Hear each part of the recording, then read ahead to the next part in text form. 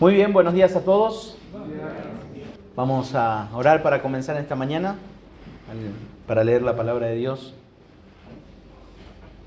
Padre, estamos agradecidos, queremos encomendar este tiempo en tus manos, queremos pedirte que nos hables, que mantengas, Señor, nos ayudes a mantener nuestra mente, nuestra atención enfocados para escuchar tu voz.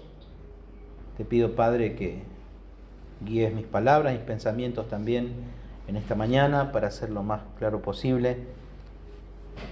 Y gracias, Señor, te damos nuevamente porque en este lugar podemos abrir libremente tu palabra y leerla, adorarte y meditar en ella. Gracias, Señor, nuevamente por este tiempo, en el nombre de Jesús. Amén. Sea cual sea la época en que vivamos, la realidad es que siempre estamos tentados a opacar la belleza de Cristo. Y lo hacemos tristemente por medio justamente de esos ídolos que se encuentran en nuestro corazón. Uno de los grandes reformadores, Juan Calvino, justamente dijo que esto se debe a nuestra propia naturaleza humana. Él mismo había dicho lo siguiente en el libro La institución de la religión cristiana, lo siguiente: la naturaleza del hombre es, por así decirlo, un perpetuo taller de ídolos. Llena como está de orgullo, llena como está de osadía, se atreve a imaginar un Dios según su propia capacidad. Y durante la Reforma Protestante, justamente en el siglo XVI, los reformadores buscaron la manera de limpiar, de quitar todo aquello que opaque la belleza de Cristo. ¿Y en respuesta a qué? Justamente a lo que en muchos años la enseñanza de la Iglesia Católica Romana sostenía y que de hecho todavía sostiene, que la salvación se obtiene a través de Cristo, pero con la adición ¿de qué? De sacramentos, con la adición de tradiciones litúrgicas, y en el proceso de todo eso sumarle también otros mediadores, como por ejemplo María. Bueno, el protestantismo salió a la defensa y formuló la frase justamente que se conoce en latín como solus Christus, que quiere decir justamente en nuestro idioma solo Cristo. Y esta declaración en esencia enseña que la salvación se alcanza únicamente a través de la obra y persona de Jesucristo. Y desde aquel año, desde el 1517, cuando Martín Lutero clavó las 95 tesis en las puertas de la Catedral de Wittenberg, desde ese momento se ha sostenido a través de los años 5 convicciones. Esas 5 convicciones las conocemos como sola escritura, solamente la escritura como fuente de autoridad y verdad para la vida; sola gratia, salvación solo por gracia; sola fide, solo por la fe; todo para la gloria de Dios, soli Deo gloria; y también solus Christus. Esas son las 5 declaraciones, las 5 convicciones sostenidas a través de los años, desde ese año, desde el 1517 hasta el día de hoy. Y esta última que hemos mencionado, solus Christus, sirvió como punto de unidad de todas las demás enseñanzas de la Reforma Protestante.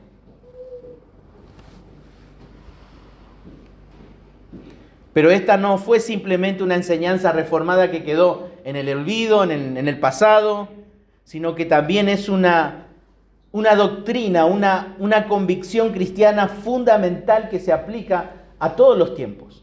Solus Christus. Y uno se pregunta, ¿en qué consistió la Reforma Protestante? Y podemos decir que de una manera sencilla y clara, que la Reforma Protestante se trató de Jesús. Se trató de Jesús. Y sin minimizar las demás solas, las demás convicciones, Solus Christus sirve como un punto de unión para las demás verdades teológicas. Un teólogo había dicho lo siguiente: el centro, la piedra angular, la joya de la corona del cristianismo no es una idea, no es un sistema, no es una cosa, es Jesucristo, es Jesucristo. Y esta es y debería ser la doctrina cristiana fundamental para nosotros. Debe ser lo que creemos y también lo que somos. Eso tiene que determinar esta convicción. Solo Cristo, solo Cristo.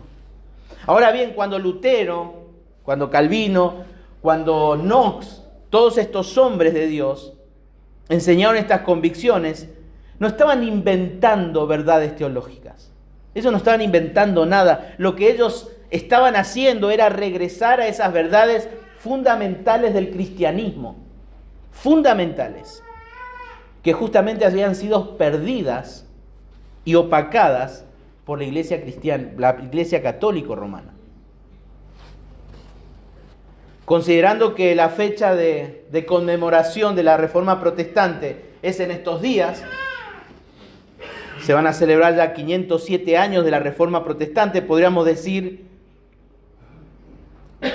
que ese día de 1517 no fue una persona la que inició la Reforma. Aún mismo esa persona lo dijo, Martín Lutero dijo: no se trata de mí, se trata de las Escrituras. Podemos decir que ese año de 1517 la Escritura fue liberada e hizo estragos, tocando el corazón de un hombre que Dios lo utilizó, y así en otros hombres. Y gracias a Dios por estos hombres, que hoy podemos tener las Escrituras, abrirla, leerla libremente en nuestro idioma. Es más, deberíamos agradecer a uno de los reformadores que usted sabe leer y yo sé leer. Y a veces los condenamos. Y considerando esto, para mí fue importante considerar este grito: Solus Christus, solo Cristo. Y vamos a estudiar para eso en esta mañana en el libro de los Hechos. Y es uno de los pasajes más famosos que hablan sobre la salvación. Y se encuentra en Hechos capítulo 4. Hechos capítulo 4.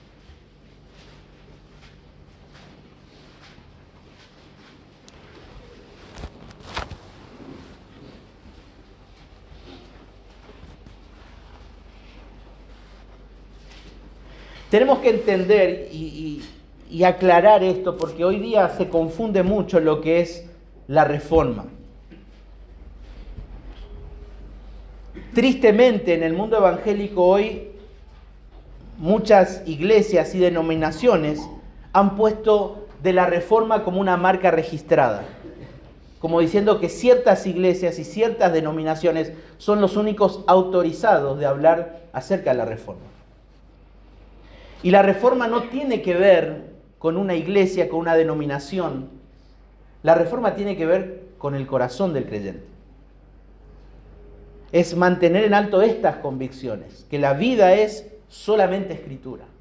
Es solamente por gracia, es solamente por fe, es solamente por Cristo, y todo es para la gloria de Dios.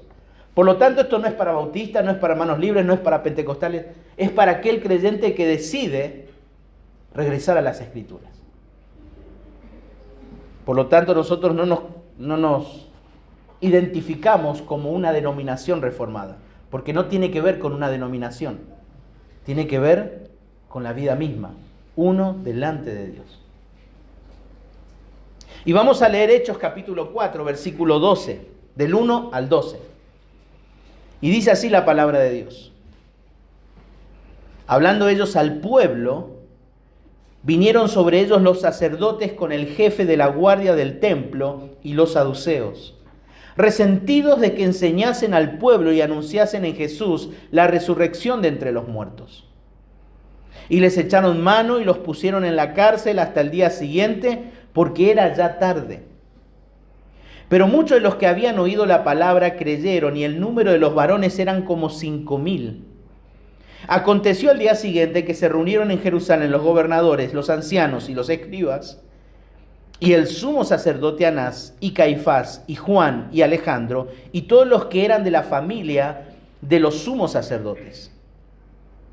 Y poniéndoles en medio les preguntaron: ¿con qué potestad o en qué nombre habéis hecho vosotros esto? Entonces Pedro, lleno del Espíritu Santo, les dijo: gobernantes del pueblo y ancianos de Israel, puesto que hoy se nos interroga acerca del beneficio hecho a un hombre enfermo, de qué manera éste haya sido sanado, sea notorio a todos vosotros y a todo el pueblo de Israel, que en el nombre de Jesucristo de Nazaret, a quien vosotros crucificasteis y a quien Dios resucitó de los muertos, por él este hombre está en vuestra presencia sano. Este es Jesús, es la piedra reprobada por vosotros los edificadores, la cual ha venido a ser cabeza del ángulo. Versículo 12, y en ningún otro hay salvación, porque no hay otro nombre bajo el cielo dado a los hombres en que podamos ser salvos. Aquí el contexto claramente, si algunos recuerdan y conocen la historia, Pedro y Juan estaban allí, sanan a ese hombre inválido. Y aquí podemos ver a Pedro y a Juan compadeciendo ante el concilio, ante las autoridades. Y estas autoridades los cuestionan: ¿ustedes quiénes son? ¿Quiénes son para hacer esto? Y dijo: no se trata de nosotros, se trata de Jesús de Nazaret. Y gracias a él este hombre hoy está sano. Entonces Pedro aquí, sin lugar a dudas, habla de la resurrección, habla de la crucifixión, habla de la muerte y la resurrección de Jesucristo. ¿Eso qué es? El Evangelio. Entonces Pedro predica el Evangelio aquí y, defendiéndose ante las autoridades judías, lo primero que Pedro quiere proclamar en esta declaración fundamental del versículo 12, que lo vuelvo a leer: y en ninguno otro hay salvación. En ningún otro hay salvación, porque no hay otro nombre bajo el cielo dado a los hombres en que podamos ser salvos. En primer lugar, Pedro está proclamando aquí la exclusividad de esta verdad. La exclusividad de esta verdad. Desde el principio el apóstol en este versículo establece muy claramente que no existe otro medio, que no existe salvación fuera de Jesucristo. En el orden de las palabras justamente escritas en el idioma original, el versículo dice de esta manera: no hay en ningún otro salvación. No hay en ningún otro salvación. Este cambio de palabras en el idioma original es mucho más enfático. Dice: no hay otro. Y aquí esta negación de Pedro, al decir que no hay otro, está hablando de una doble negación. ¿Qué está negando Pedro? En primer lugar, Pedro está negando que la salvación sea por obras de justicia. Pedro, con esta declaración, primeramente está negando que la salvación sea por obras de justicia. ¿Qué quiere decir con esto? Que no está basado en la observancia, en este caso, de la ley, en el cumplimiento de la ley. Ahora, ¿por qué decimos esto? Bueno, el contexto de qué nos habla. Pedro, ¿ante quién está? Ante autoridades judías, religiosas y políticas. Versículo 4, 5 y 6 dice: aconteció al día siguiente que se reunieron en Jerusalén, ¿quiénes? Los gobernantes, los ancianos, los escribas, sumos sacerdotes. Versículo 8. Entonces Pedro, lleno del Espíritu Santo, les dijo: gobernantes del pueblo y ancianos de Israel. Por lo tanto, su auditorio es judío y, sin lugar a dudas, ellos sostenían el cumplimiento de la ley para salvación, para bendición. Todas estas personas que acabamos de mencionar aquí tenían un alto concepto de lo que era la ley. Justamente esa dado por Dios a través de Moisés. Ellos creían que podían alcanzar su propia justicia en el cumplimiento y a partir desde el esfuerzo personal en desarrollar estas leyes, estas demandas de parte de Dios. Ellos pensaban que las obras podían darle vida espiritual al hombre muerto. Y nosotros sabemos que la ley realmente condena. No, justamente lo que estábamos estudiando en los sábados. La ley realmente los condenaba como condena a cualquier otra persona. Acompáñenme a Romanos capítulo 3, versículo 19 al 20. Romanos capítulo 3, versículo 19 al 20 dice: pero sabemos que todo lo que la ley dice, lo dice a los que están bajo la ley, para que toda boca se cierre y todo el mundo quede bajo el juicio de Dios. Ya que por las obras de la ley ningún ser humano será justificado delante de él, porque por medio de la ley es el conocimiento del pecado. ¿Se acuerdan, hermanos, estudiando los sábados? La ley es un espejo, refleja, revela la pecaminosidad del ser humano, de su incapacidad propia de obedecer esas demandas de Dios. Tanto Pedro como Pablo sabían que la ley condena al hombre. Ella muestra y revela el pecado, le manifiesta su inconformidad a las demandas de la justicia santa de Dios para entrar al reino de los cielos. De hecho, este pasaje afirma que el alcance de las palabras de Pedro iba más allá de su audiencia presente. ¿Por qué decimos esto? El versículo 10 de nuestro pasaje dice, de Hechos capítulo 4, sea notorio a todos vosotros y a todo el pueblo de Israel. Por lo tanto, este mensaje que Pedro estaba dando no era exclusivo para ese auditorio. Pedro está hablando también de todo Israel, de todo Israel. Y nosotros a esto podemos añadir también, según la revelación progresiva de la Escritura, que también incluye a gentiles, a los que no son judíos. Como Pablo dijo ahí en Romanos capítulo 3, versículo 20, ningún ser humano, todo ser humano debe saber que no hay salvación en la ley. Y Pedro quería dejar en claro eso, no hay salvación en la ley. Pablo también en Gálatas, fíjense por favor, Gálatas capítulo 2, versículo 16. Dice la palabra de Dios, Pablo hablando a los Gálatas, 2:16, sabiendo que el hombre no es justificado por las obras de la ley. No hay justicia en las obras de la ley, sino por la fe de Jesucristo. Por la fe de Jesucristo. Nosotros también hemos creído en Jesucristo para ser justificados por la fe de Cristo y no por la fe de la ley, por cuanto por la obra de la ley nadie será justificado. Por lo tanto, tenemos que tener claro que en la ley no hay justificación. La justificación viene por la fe en Jesucristo, en Jesucristo. Pero en esta negación que Pedro está hablando, no solamente quiere decir que no hay salvación en las obras de la ley. En segundo lugar, el apóstol también quiere negar que la salvación sea aparte de Jesús. Esta frase, en ningún otro, limita la salvación solamente en una persona, en Cristo, en Cristo. Esa persona es Cristo.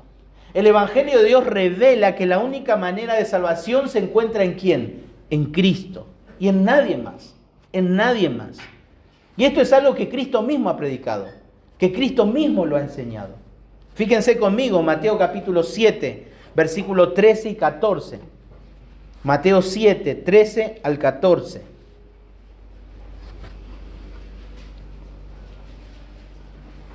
Dice el Señor, entrad por la puerta estrecha, porque ancha es la puerta y espacioso el camino que lleva a la perdición. y muchos son los que entran por ella. Porque estrecha es la puerta y angosto el camino que lleva a la vida, y pocos son los que la hallan. La puerta estrecha. ¿Quién es la puerta estrecha? Sin lugar a dudas, es el Señor Jesucristo. En Juan capítulo 10, ¿se acuerdan qué dijo el Señor? Yo soy la puerta. Yo soy la puerta. Cristo es esa puerta estrecha que conduce a la vida. Que conduce a la vida. Es el camino angosto y son pocos los que caminan por él. Esto significa que el Evangelio es incompatible hoy día con ese inclusivismo tan preponderante que hay. Incompatible con las teorías religiosas de que la salvación está disponible más allá de Jesús. Y según hoy muchos están enseñando que una persona no necesita solamente creer en Cristo, como cree la religión católico-romana. Claro que creemos que Cristo es el Señor, claro que creemos que Cristo es el Salvador, pero también necesitamos de esto. También necesitamos de esto. Si el cristianismo es la única religión verdadera, dicen algunos, pero también hay seguidores de Buda, seguidores del Islam, incluso los ateos pueden salvarse respondiendo al elemento de su religión. Bueno, hermanos, tenemos que saber que la salvación es incompatible con todo eso. Pedro está diciendo, no hay ningún otro, no hay ningún otro, no hay otra salvación. No solamente va en contra de lo que Pedro y Pablo afirmaron, el Señor Jesús también lo dijo. Juan 14:6, yo soy el camino, la verdad y la vida. ¿Qué más dijo? Nadie viene al Padre si no es por mí. Jesús no dijo, yo soy uno de los tantos caminos que existen. Tampoco dijo, yo no soy una vida de muchas opciones entre otras. Jesús dijo, nadie viene al Padre si no es por mí. Nadie. Cristo es el único camino a la salvación. La salvación exclusivamente le pertenece ¿a quién? A Cristo y a nadie más. A nadie más. Decir que puede haber otro camino a la salvación es una mentira. Es una mentira. Hasta podríamos decir, es una blasfemia. La Biblia enseña que Dios proporcionó un solo camino. No dos, no tres, no cuatro. Y no importa cuán sincera. No importa cuán sincera sea la fe de una persona. No importa. No importa cuán sincera sea la fe de una persona en un ídolo, no importa cuán sincera sea la fe de una persona en una religión, la sinceridad de una persona no le salva. No le salva. La sinceridad de la fe tampoco salva a ninguna persona. Un pastor dijo, el camino al infierno está empedrado de buenas intenciones. El camino al infierno está pavimentado de sinceridad. Y un día el lago de fuego va a estar lleno de personas que fueron genuinamente sinceras en sus creencias. Pero la sinceridad no alcanza porque la sinceridad no es Cristo. La sinceridad de la fe no garantiza la salvación de nadie. Es el objeto de nuestra fe que salva. Y ese objeto no es otro que Cristo Jesús. El apóstol Juan, justamente resumiendo esa entrevista entre Jesús y Nicodemo, Juan dijo algo. ¿Qué dijo Juan? Después de relatar esa entrevista entre Nicodemo y Jesús. Juan 3:16. Porque de tal manera amó Dios al mundo que ha dado a su Hijo unigénito para que todo aquel que en Él cree no se pierda, mas tenga vida eterna. Cristo es el objeto. No dice aquel que cree genuinamente o aquel que genuinamente es sincero. Aquí Juan está diciendo aquel que en Él cree, en Cristo, en Cristo. Es el objeto de la fe que salva, no la sinceridad. No la sinceridad. Romanos capítulo 10, versículo 9 dice que si confesares con tu boca que Jesús es el Señor y creyeres en tu corazón que Dios le levantó de los muertos, serás salvo. Y aquí vemos también que está enfocando el objeto de esa fe. ¿Quién es? Jesús. Si confesares con tu boca que Jesús es el Señor. El Señor. Romanos capítulo 10, los versículos siguientes. Versículo 10 y 11 dice, porque con el corazón se cree para justicia, pero con la boca se confiesa para salvación. Pues la Escritura dice, todo aquel que en Él creyere no será avergonzado. Porque no hay diferencia entre judío y griego, pues el mismo que es Señor de todos es rico para con todos los que le invocan. Porque todo aquel que invocare el nombre del Señor será salvo. El objeto, Cristo.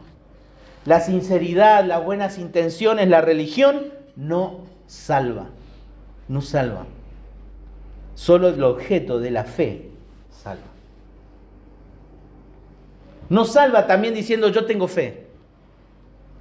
Salva cuando esa fe es puesta en la obra de la persona y obra de Jesucristo.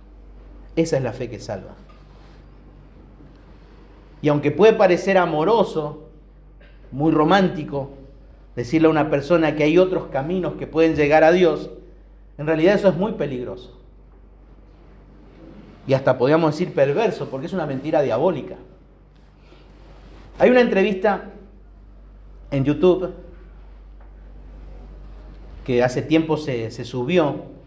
Es cuando este periodista famoso de Estados Unidos llamado Larry King había entrevistado a este pseudo pastor, líder espiritual Joel Osteen, la misma calaña de Dante Gebel, falsos maestros. En esta entrevista, este periodista famoso le pregunta a Joel Osteen lo siguiente: ¿es necesario creer en Cristo para ir al cielo? Bueno, a esto respondió Austin lo siguiente. Bueno, dice, no sé, creo que tienes que conocer a Cristo, pero pienso que si conoces a Cristo, eres creyente en Dios. Vas a tener algunas buenas obras. Y ahí inmediatamente interrumpe Larry King con otra pregunta. Y le dice, si eres judío, ¿qué pasa? Si eres musulmán y no aceptas a Cristo, ¿qué pasa? Bueno, a esto responde Joel Osteen lo siguiente. Bueno, no sé si creería que están equivocados. Yo pasé mucho tiempo en la India con mi padre. No conozco todo acerca de su religión, pero creo, dice, que ellos aman a Dios. Bueno, no sé, dice, yo he visto su sinceridad. Eso lo dice este pseudo pastor, muy famoso. Bueno, hermanos, eso no es amor. Eso no es amor. Cuando presentamos el Evangelio a una persona y le decimos que existe otro camino, otra manera de poder llegar a Dios, negamos la única fuente de vida. Estamos dejando a esa persona aferrada a lo que nos salva. Solo Cristo tiene las llaves de la vida, solo Cristo tiene las llaves de la muerte. Y alguien que desea entrar al reino de los cielos debe acudir solamente a Cristo, a nadie más. Esto lo podemos ilustrar con ese acontecimiento histórico que encontramos en el libro de Génesis, el arca de Noé. ¿Se acuerdan? El diluvio vino para destruir la tierra y solo había un lugar seguro. ¿Cuál era ese lugar seguro? El arca. El arca. No había nada aparte de ella. Como dice esa canción, no hay lugar más alto. No había nada en ese lugar para poder salvarse. Solamente ese arca. No había refugio. Por lo tanto, solo existe un lugar, una única opción para el pecador que quiere escapar de la tormenta de la ira de Dios. No existe otro. Y ese solamente es Cristo, solo Cristo. Él es el refugio eterno. No existe otro lugar, no existe otro camino que no sea Cristo. Y eso Pedro quiere dejarle claro a estos judíos. La exclusividad de esta verdad. Cristo es exclusivo, no hay otra manera. Pero Pedro, luego de afirmar la exclusividad de esta verdad para la salvación, ahora se mueve, podemos decir por el pasaje, para dar una explicación. Y ese es el segundo punto.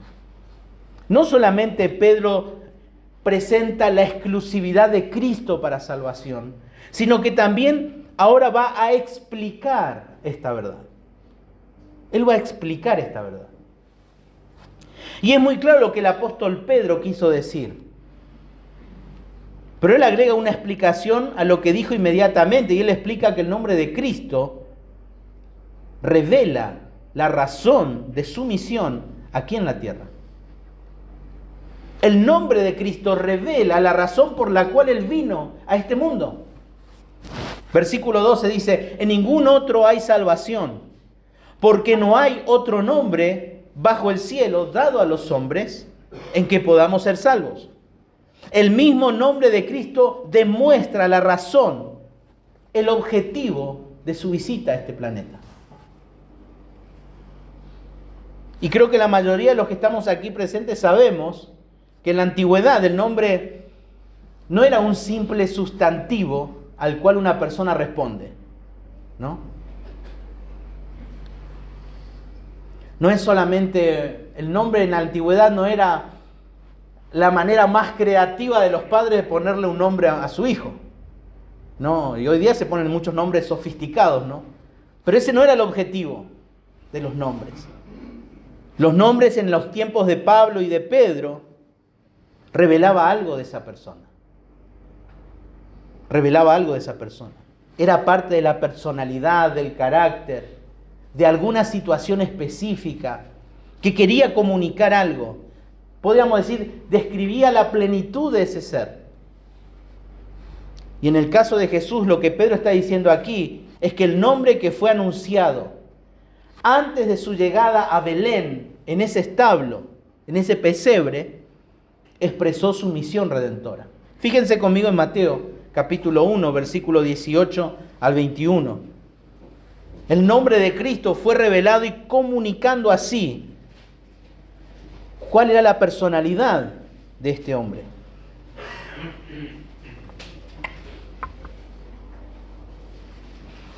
Mateo 1, 18 al 21 dice, el nacimiento de Jesucristo fue así. Estando desposada María, su madre, con José, antes que se juntase, se halló que había concebido del Espíritu Santo. José, su marido, como era justo y no quería infamarla, quiso dejarla secretamente. Y pensando él en esto, he aquí un ángel del Señor le apareció en sueños y le dijo, José, hijo de David, no temas recibir a María tu mujer, porque lo que en ella es engendrado del Espíritu Santo es. Y darás a luz un hijo y llamarás su nombre Jesús,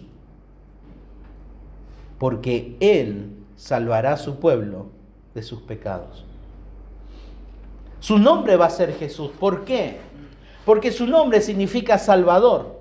Y no porque el nombre sea lindo, sino porque él tiene un propósito. ¿Y cuál es ese propósito? Salvar a su pueblo de sus pecados. Y hermanos, observemos que el nombre de Jesús, que significa Salvador, revela esa identidad.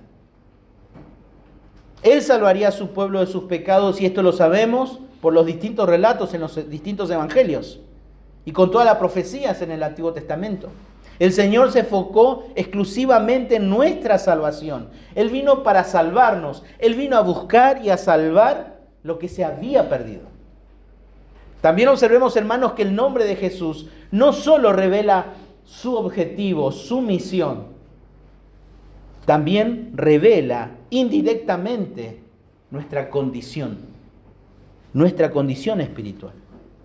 lo revela indirectamente lo que nosotros somos sin Cristo. Efesios capítulo 2, versículo 1 dice, y Él os dio vida a vosotros cuando estabais muertos en vuestros delitos y pecados. Salmo 58, versículo 3, nos dice que desde el momento que estamos allí, desde que somos concebidos, somos pecadores. Dice, se apartaron los impíos desde la matriz. Desde que ahí somos esa pequeña cédula en el vientre de nuestra madre, ya somos pecadores. Romanos capítulo 3, versículo 12 dice, todos se desviaron, a una se hicieron inútiles, no hay quien haga lo bueno. No hay ni siquiera uno. Por lo tanto, hermanos, tenemos que saber que no existe lugar sobre la faz de la tierra donde el pecado no reine. No existe ese lugar. No existe un lugar en el mundo donde abunde la inocencia. No existe un lugar donde abunde la justicia. No existe una civilización moderna, apartada de todo, de los medios de comunicación más influyentes, que puedan influenciarnos. No existe ese lugar. No existe ese lugar. No existe un lugar donde alguien ame la pureza y odie rotundamente el pecado. No existe ese lugar. No existe ese lugar. Porque el problema del pecado no es geográfico, no es externo. El problema del hombre se halla en lo más íntimo de su ser, su corazón. Por eso, padres, entiendan esto. Que por más que lo tengamos encerrado en nuestra casa, su problema, ¿dónde está? En su corazón.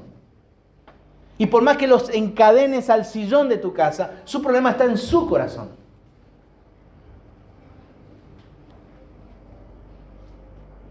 Estamos perdidamente enamorados de nuestra maldad. Somos esclavos de nuestro pecado. Romanos capítulo 6, acompáñenme, Romanos capítulo 6, versículo 16.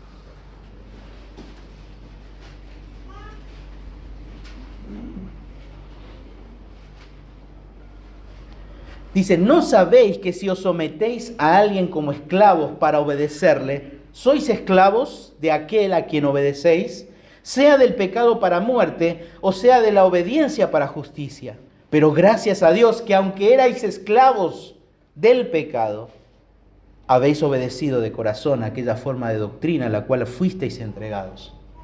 Y libertados del pecado, vinisteis a ser siervos de la justicia.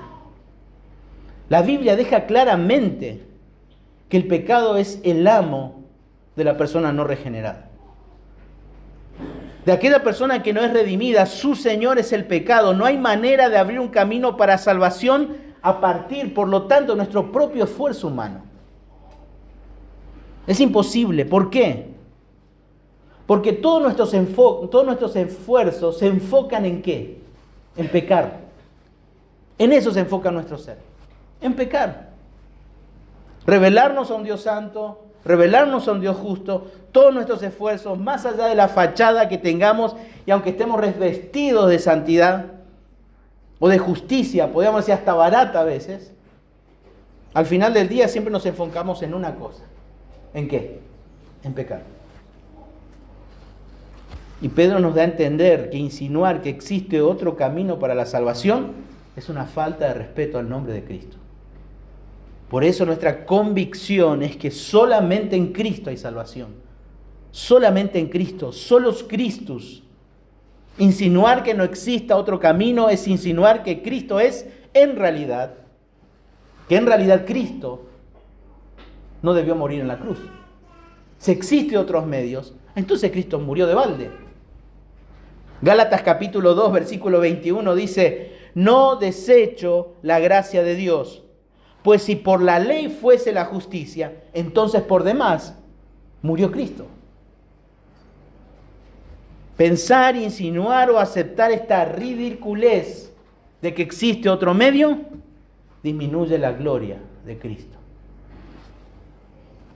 La Biblia afirma, 1 de Timoteo capítulo 2, versículos 5 y 6, porque hay un solo Dios y un solo mediador entre Dios y los hombres, Jesucristo hombre, el cual se dio a sí mismo en rescate por todos, de lo cual se dio testimonio a su debido tiempo. Y vean, hermanos, que el nombre de Cristo está íntimamente relacionado con su obra, con la salvación. No hay otro mediador. No hay otro Salvador que no sea Cristo.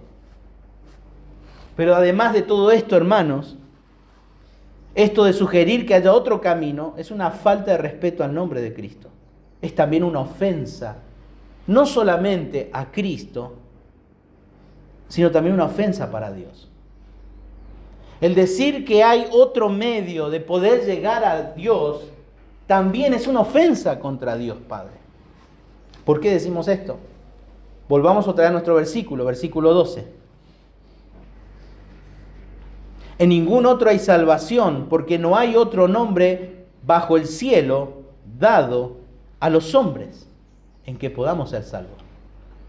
O sea, Pedro dijo que el nombre de Jesús fue dado a los hombres, y la pregunta es, ¿quién dio ese nombre a los hombres para que puedan ser salvos? Bueno, el nombre de Jesús nos fue dado por el propio Padre, por Dios mismo. Y antes que Jesús viniera al mundo, el ángel le dijo a José: dará a luz un hijo y llamarás su nombre Jesús. Dios le avisó por medio de un ángel a José que él iba a proveer la salvación al mundo. Por lo tanto, este nombre bajo el cielo, dado a los hombres, fue dado por el mismo Dios Padre. Hermanos, la cruz no es el resultado del intelecto ni del ingenio creativo del ser humano, que está buscando, podemos decir, una experiencia religiosa, como cantaba Enrique Iglesias. No es eso. Segunda de Corintios 5:18 dice: y todo esto proviene de Dios, quien nos reconcilió consigo mismo por Cristo. Dios nos reconcilió por Cristo y nos dio el ministerio de la reconciliación. Si la salvación proviene de Dios, por lo tanto le pertenece solamente a Dios. Solamente a Dios. Pensar o sostener lo contrario es una ofensa, es una blasfemia contra Dios. Solo el nombre de Jesús puede salvar y Dios soberanamente lo ha determinado así. Fíjense en Hechos capítulo 2.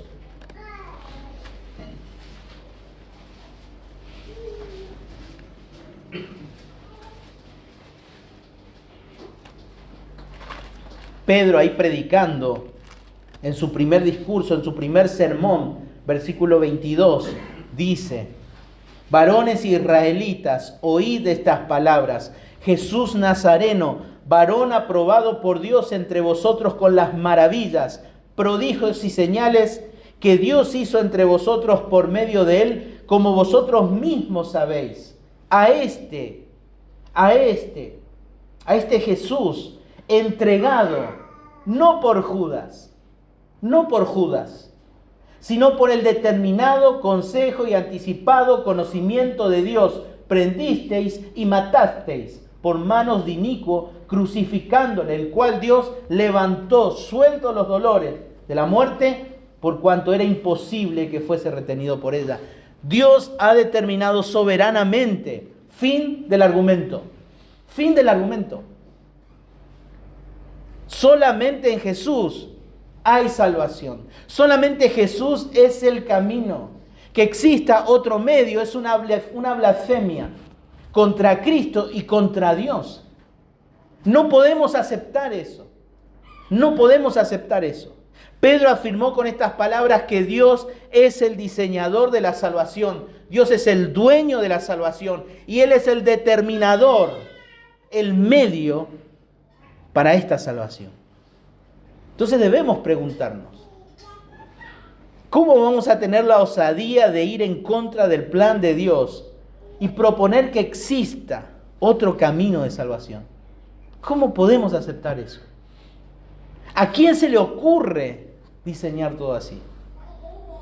¿A quién se le ocurre decirle a alguien que está bien que continúe yendo a la iglesia cristiana, a la iglesia católico romana, que continúe yendo, siempre y cuando sea sincero con su fe?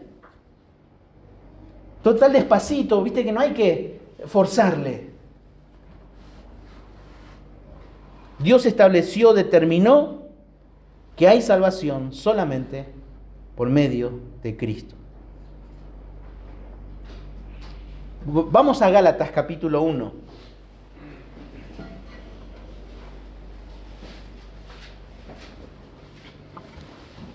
Gálatas capítulo 1, versículos 6 al 9.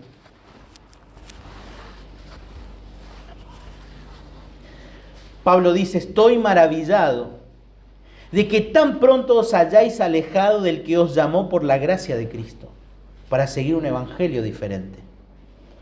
No que haya otros, sino que hay algunos que os perturban y quieren pervertir el evangelio de Cristo. Mas si aún nosotros, o un ángel del cielo, os anunciare otro evangelio diferente del que os hemos anunciado, sea anatema. Como antes hemos dicho, también ahora lo repito, si alguno os predica diferente evangelio del que habéis recibido, sea anatema, sea maldito.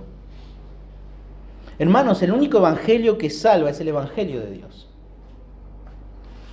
Todos los demás mensajes que expresan, agregados para obtener salvación, condenan. ¿Por qué? Porque no tienen a Cristo como exclusivo, como único. No presentan a un único, absoluto y suficiente Salvador.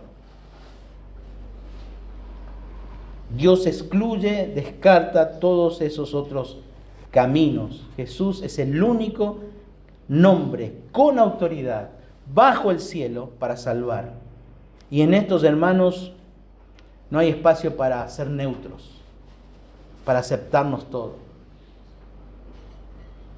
Creo que no hace mucho, creo que sigue dando vuelta por Facebook, una foto que realmente fue muy triste. Cuando se celebró los 500 años de la Reforma, y de una manera de celebrarlo, un grupo de, podemos decir hermanos, se sacaron una foto con sacerdotes católicos. Detrás, una iglesia católica. Y en esa foto había referentes evangélicos del Paraguay. Y un referente que hoy ya está creo que está con el Señor.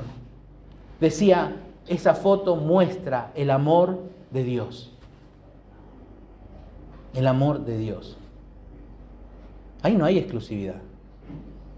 Ahí Cristo no es único. Ahí Cristo no es único. ¿Qué estamos diciendo? La tolerancia no es una opción. ¿Es Jesús o no es nada? Eso es. ¿Es Jesús o no es nada? ¿Se renuncia al sistema religioso o se renuncia a Cristo? Una de dos. No hay una neutralidad, no hay un punto medio. ¿Es uno o es otro? No hay caminos intermedios para la salvación aparte de Cristo. Y escuche esto, hermano, escuche esto. Si nuestra oferta de salvación es más amplia que el camino que Dios mismo ha establecido, no es una oferta de salvación, es una sentencia de muerte. Es una sentencia de muerte. Si nosotros anunciamos a las personas que está bien, que continúen yendo nomás, se sigan metiendo en otro sistema religioso, siempre y cuando amen al prójimo, los estamos sentenciando a la muerte. No los estamos amando. Alguien dijo, el amor indiscriminado no es amor en absoluto. Y la aprobación indiscriminada de todas las opciones religiosas es solo un nuevo nombre para la infidelidad. Por lo tanto, no aprobemos indiscriminadamente las religiones de otros, ni sus sistemas o sus caminos de salvación, nada. Nada. Eso no es tolerancia, eso es ser fiel a Cristo, ser infiel a Cristo. Bueno, todo esto es inevitable que nos conduzca a un tercer paso, a una tercera verdad que Pedro aquí quiere expresarle a toda esta audiencia judía. que por ende también es para nosotros. Que esta verdad no es solamente exclusiva en Cristo, solo Cristo. La exclusividad del solo Cristo. Pedro no solamente explicó el solo Cristo, sino que ahora en tercer lugar y último concluye el versículo 12 diciendo: y en ningún otro hay salvación, porque no hay otro nombre bajo el cielo dado a los hombres en que podamos ser salvos. Aquí en tercer lugar podemos ver la exigencia de esta verdad. La exigencia de esta verdad. ¿Y cuál es la exigencia que encontramos aquí? Esta última frase justamente es mucho más fuerte en su idioma original. Aquí no dice que nosotros, fíjense bien, lean bien lo que dice al final. En ningún otro hay salvación, porque no hay otro nombre bajo el cielo dado a los hombres en que podamos ser salvos.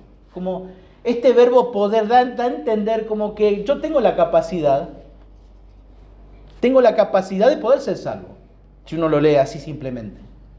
O quizás como que tenemos ese permiso de que podamos ser salvos. En realidad, en el original dice de esta manera. Literalmente el versículo dice así: en ningún otro hay salvación, porque no hay otro nombre bajo el cielo dado a los hombres en que debamos ser salvos. Debamos ser salvos. Y este verbo deber implica un sentido de ¿qué? De obligación. De obligación. En cierto modo, todos los seres humanos, todos tenemos la obligación de arrepentirnos de nuestros pecados. Todos. Por eso 2 Tesalonicenses dice: aquellos que desobedecieron al Evangelio. El Evangelio demanda obediencia. De las 102 veces que se utiliza este verbo deber en el Nuevo Testamento, Lucas, que es el autor de Hechos y del Evangelio según San Lucas, la utiliza 41 veces. Y las 41 veces que la utiliza, las utiliza para hablar de la salvación. Esto indica que Lucas es el autor que más veces utiliza este verbo en el Nuevo Testamento. Un ejemplo de esto se encuentra en Hechos 16. Fíjense, Hechos 16, versículo 29.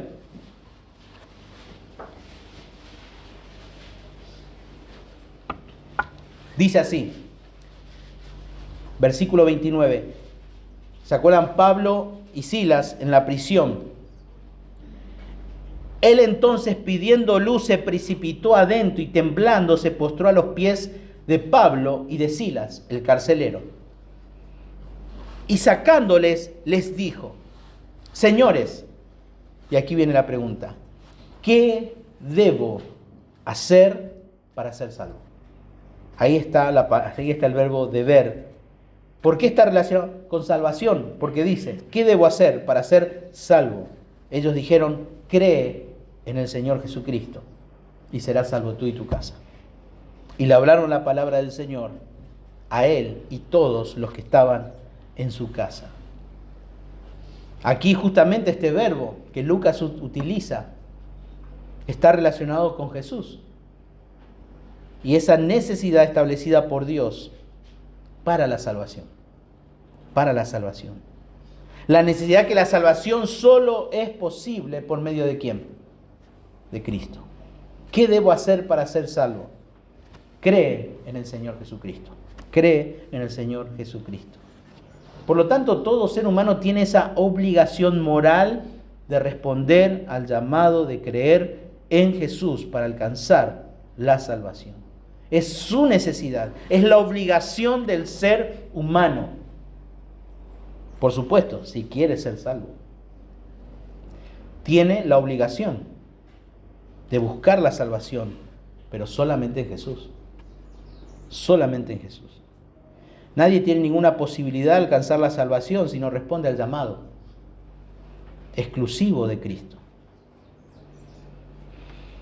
Y esto nos enseña claramente que el Evangelio exige una demanda, una respuesta, del ser humano Hay una exigencia determinada por Dios, exige una respuesta, y esa respuesta consiste en invocar el nombre de Cristo, el nombre de Cristo, por la fe, yendo a Él. Fíjense por favor en Hechos capítulo 2.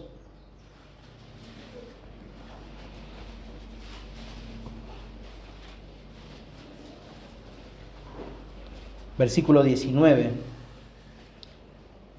Pedro al final del sermón va diciendo: y daré prodigios arriba en el cielo y señales bajo en la tierra, sangre y fuego y vapor de humo. El sol se convertirá en tinieblas y la luna en sangre, antes que venga el día del Señor, grande y manifiesto. Versículo 21. Y todo aquel que invocare el nombre del Señor será salvo.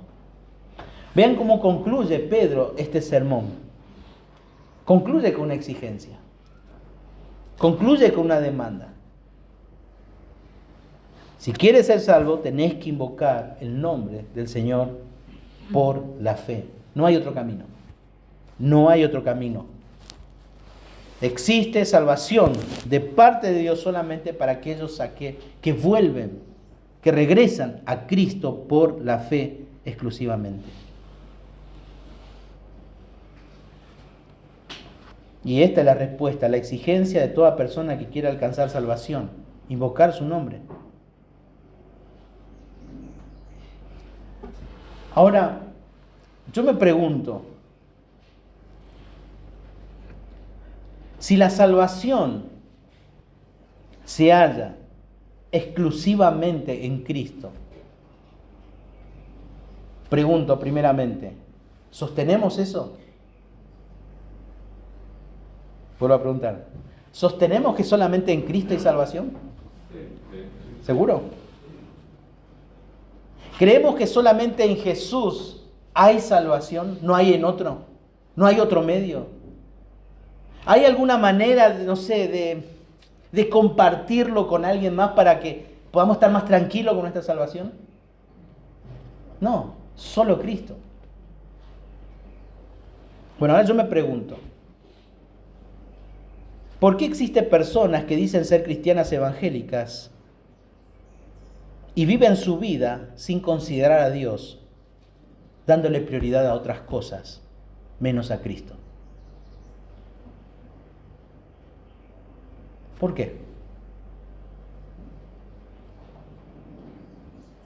Si eso que tanto le costó a Dios, la vida de su propio Hijo, y solamente en Él hay vida eterna, hay salvación, hay redención, hay sentido, satisfacción, exclusividad. ¿Por qué el cristiano que tuvo que recurrir a Él, que es exclusivo, su vida tiene que estar dividida? ¿Por qué? Parece que hay una incoherencia en eso.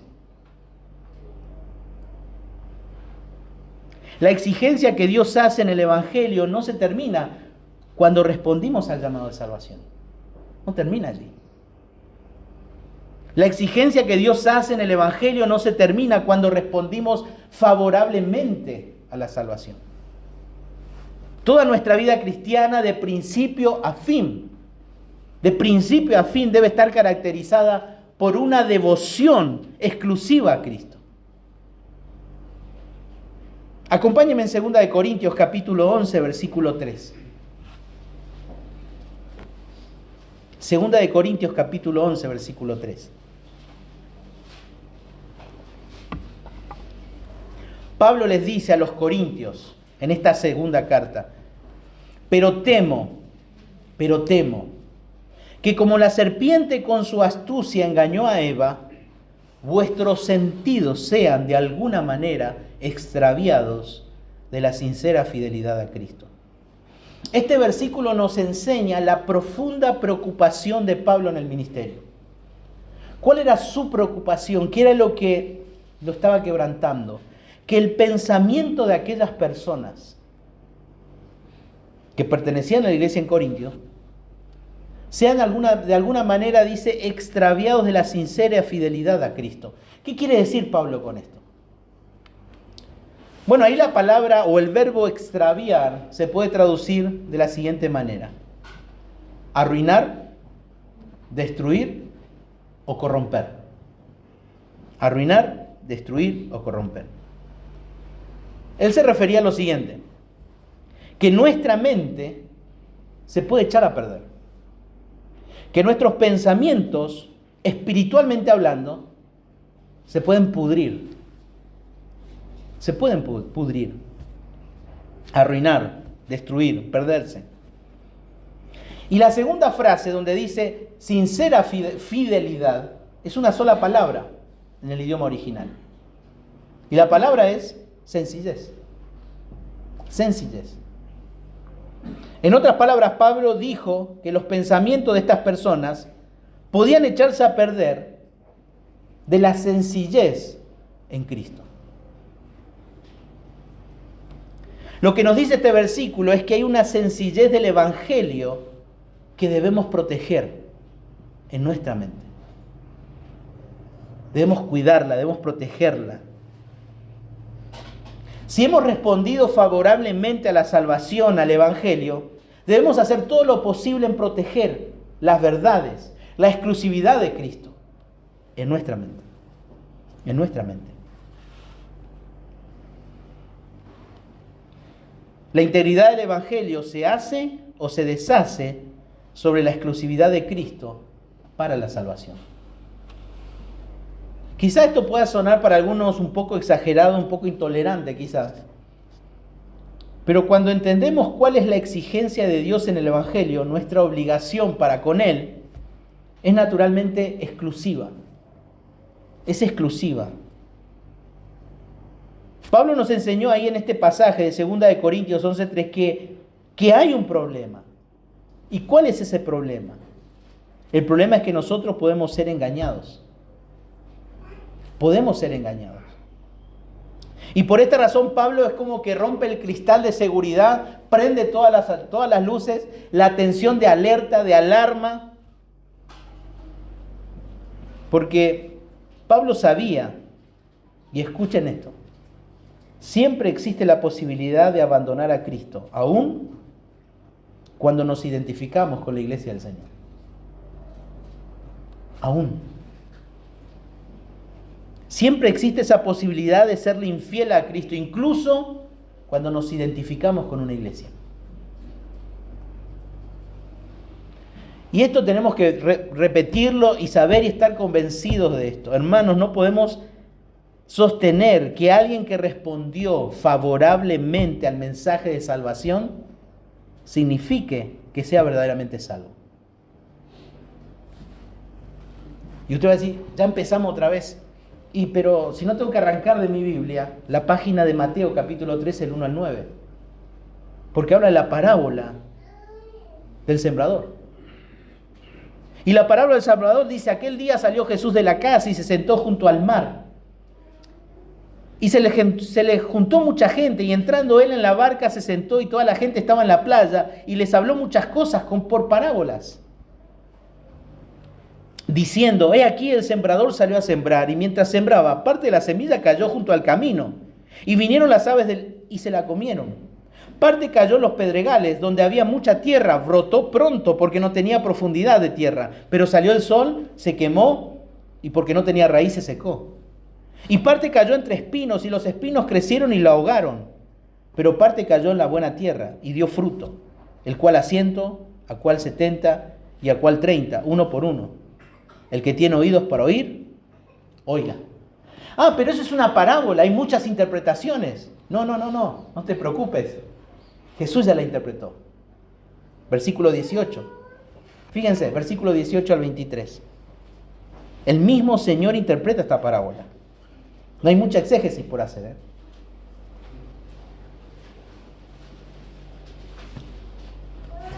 Oíd pues, dice el Señor, vosotros la parábola del sembrador. Jesús está explicando. Cuando alguno oye la palabra del reino y no la entiende, viene el malo y le arrebata lo que fue sembrado en su corazón. Esto es muy parecido a lo que Pablo está diciendo ahí en 2 Corintios 11:3. Versículo 20. Este es el que fue sembrado junto al camino. Y el que fue sembrado en pedregales, este que oye la palabra, y al momento, ¿cómo dice? La recibe con gozo. ¡Wow! Esto es lo que necesitaba. Esto es lo que me ayuda a salir adelante. Esto es lo que me trae felicidad en la vida. Pero no tiene raíz en sí mismo, sino que de corta duración. Pues al venir la aflicción o la persecución por causa de la palabra, luego tropieza. El que fue sembrado entre espinos, este es el que oye la palabra. Pero al fin de este siglo, y el engaño de las riquezas ahogan la palabra y se hace infructuosa. Mas el que fue sembrado en buena tierra, este es el que oye y entiende la palabra y da fruto y produce a 100, a 70 y a 30 por uno. La palabra del Señor nos recuerda que hay personas que escuchan el Evangelio y tienen esa experiencia religiosa. La tienen.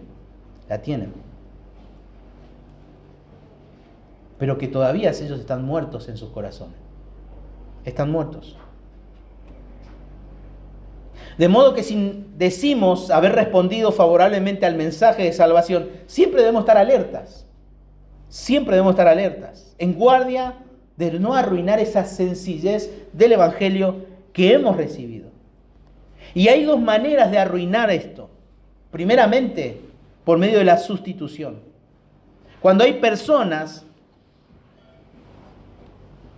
cuando nos apartamos de ciertos pensamientos, de que el gran objeto de nuestra fe, que es Cristo Jesús, lo empezamos a sustituir por otro. Y esto puede pasar aún en nosotros los cristianos. Cuando comenzamos a sustituirlo, como por ejemplo, llámese iglesia. Me voy a la iglesia. Todos los domingos estoy en la iglesia. Siempre viene a la iglesia. O llámese bautismo, me voy a bautizar, estoy bautizado. O llámese ministerio, mirá, sirva al Señor. Mirá cómo sirve al Señor. Tiene un ministerio en la iglesia. O quizás llámese confesión de fe histórica. Estamos adheridos a tal confesión. Tampoco es eso. Lo único que hacemos es dañar la sencillez del Evangelio. Y la sencillez del Evangelio es que Cristo es el Señor. Solamente en el nombre de Cristo hay salvación. En el momento en que fuimos a Jesús por cualquier otra cosa, por más noble que sea, nuestra devoción deja de ser exclusivamente cristiana. Ya no seguimos a Cristo. Empezamos a seguir a alguien más. Ahí empezamos a pudrir nuestra mente. Y la sencillez del Evangelio se va perdiendo. La segunda manera que podemos echar a perder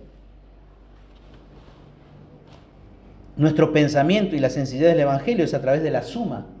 Sumándole cosas. No sustituyendo a Cristo, sino agregándole cosas a Cristo. Agregándole cosas al Evangelio. Cuando añadimos a nuestra vida otro objeto. Cristo ya no es el gran objeto de nuestra fe. Empezamos a agregar otros objetos de valor. ¿Qué pueden ser esos objetos de valor? Familia, esposo, trabajo, metas, disfrutes en la vida, amistades no convenientes y hasta amistades convenientes. Y eso empieza a tener cierto valor, cierto peso en nuestra vida. Y eso empieza a dañar la sencillez del Evangelio en nuestra mente. Como hablamos una de las últimas veces,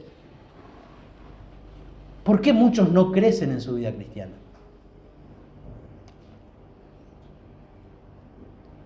Porque sus mentes han sido corrompidas. Porque el diablo con su astucia, así como a Eva la engañó, así fuimos engañados. Así fuimos engañados. Cristo no es suficiente en nuestra vida. Cristo no es suficiente.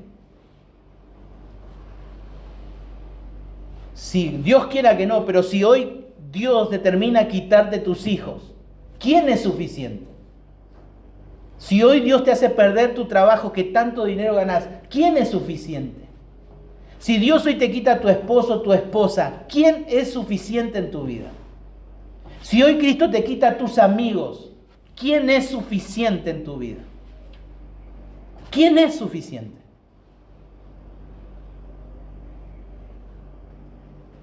Y estoy hablando, y no quiero ofender a nadie, porque es algo que nos identificamos todos. Todos. Aquí nadie puede decir, no, esto no es para mí. ¿Qué es suficiente?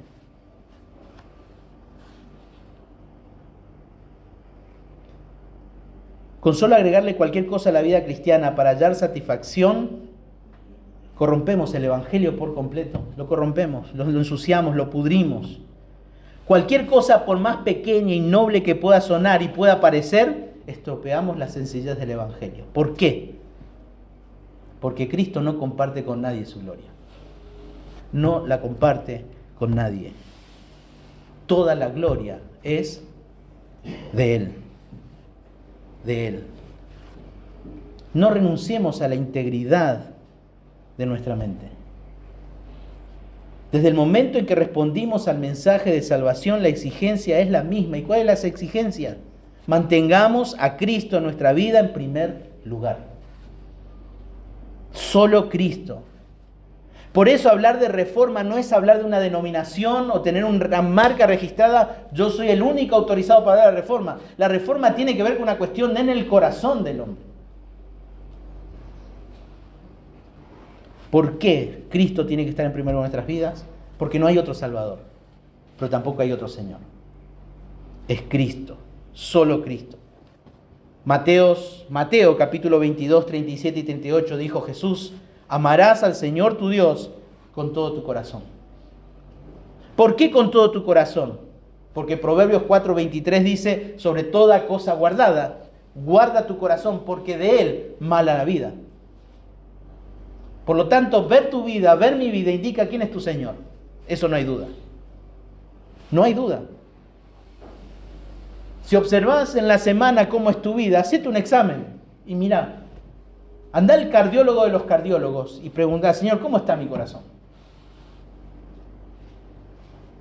Isaías 48, 11 es interesante cómo traduce la Nueva Biblia de las Américas. Por amor mío lo haré, dice el Señor. Porque ¿cómo podría ser profanado mi nombre? Mi gloria, pues, no la daré a otro. Por eso Dios quiere tu corazón. Que Él sea la prioridad. Que Él sea la prioridad. Es lo que va a marcar la diferencia cuando esas cosas que tienen de tanto peso y tanto valor en nuestra vida nos arranque el Señor. Ahí vamos a ver cuál es nuestra prioridad. ¿Quién es nuestro Señor? Solus Christus. Es más que una enseñanza reformada. Es mucho más. Es una doctrina cristiana fundamental que tiene implicaciones para nosotros en el día de hoy. Y si hemos respondido al mensaje de salvación favorablemente, nosotros debemos comprometernos con Solus Christus. Tenemos que comprometernos todos los días de nuestra vida. Todos los días de nuestra vida. Tenemos que resistirnos a esa tentación de opacar la belleza de Cristo en nosotros. Opacarla por medio de sustitutos o de sumarle cosas. De manera exclusiva, la salvación se encuentra en Cristo y solamente en Él. Sin esta convicción no hay evangelio. No hay evangelio. La iglesia no tiene razón de existir si en la iglesia no es solus Christus, si no es solo Cristo. El mensaje que tenemos que proclamar hoy con firmeza, con dedicación, con determinación, es que no hay otro nombre, no hay otro camino, no existe otro mediador, aparte de solo Cristo. Y como hemos visto en el día de ayer en la clase aquí con los hermanos,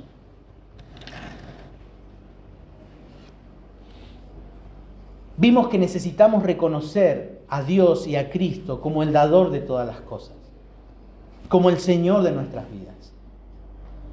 Y tener una vida de agradecimiento, una vida de gratitud a Él.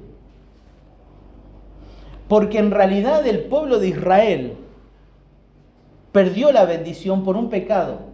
La murmuración y la queja vino por ingratitud. Ingratitud. Y quiero mostrarle la depravación total del hombre con eso. Y este es mi argumento. Si más de 2,5 millones de personas vieron las 10 plagas, fueron alimentados en el desierto, Cristo mismo les proveyó agua, Cristo mismo los guió, la segunda persona de la Trinidad, los guió en el desierto. Vieron los hechos poderosos de Dios. Vieron ese primer sacrificio ahí en el desierto donde pusieron la ofrenda y cayó fuego del cielo y la ofrenda fue aceptada. ¡Wow! Dios está entre nosotros. Pero llegamos a Números capítulo 14 y Dios dice, ustedes todos van a morir. ¿Por qué? Por ingratitud, por rebeldes. Por rebeldes. Solamente Josué y Caleb van a entrar.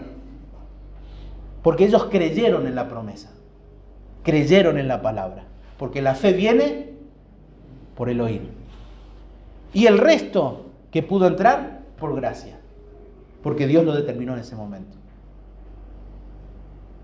Después de haber visto todo eso, dentro de esos casi 3 millones en realidad, no hubo uno que pueda considerar, wow, realmente Dios existe, ¿eh? Wow, realmente Dios es amor, ¿cómo no voy a creer en Él? No pudo haber uno de 3 millones. Uno nomás. Por eso, hermanos, no nos confundamos que con hechos de amor, ayudando a los pobres o a quien sea, eso los va a conducir a Dios. Porque si Dios mismo lo hizo con su pueblo, demostró que el corazón del hombre, Dios no me interesa. Por lo tanto, ¿qué es lo que nosotros tenemos que hacer? Por deber, amar al prójimo. Pero nuestro deber es proclamar que solamente en Cristo hay salvación. Salvación. Hermanos, cuidemos nuestra mente. Si hay cosas que necesitamos renunciar y no nos permite avanzar, matémosla.